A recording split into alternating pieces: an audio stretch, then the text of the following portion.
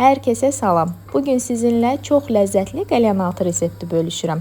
Öncəliklə bilinç xəmirini hazırlayaq. Bunun üçün qabımıza süd, su, duru yağ, yumurta, duz və un əlavə edib duru xəmir əldə edirik. Xəmiri nazik şəkildə yayıb, iki tərəfli bişirib keçirik içliyi hazırlamağa.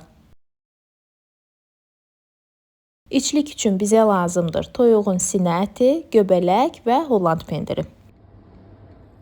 Ətimizi bişiririk, daha sonra üzərinə göbələyi əlavə edirik. Tam bişdikdən sonra üzərinə qaymaq, duz, istiot əlavə edib ocaqdan alırıq.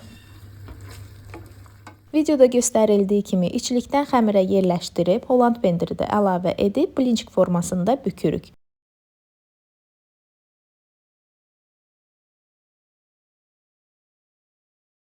Hər biri hazır olduqdan sonra isə yumurtaya və suxarıya bulayıb qızğın yağda qızardırıq.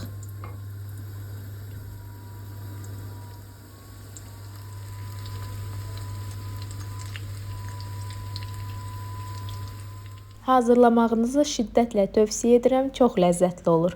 Hazırlayacaq hər kəsə də indidən nuş olsun. Məni izlədiyiniz üçün hər birinizə təşəkkür edirəm.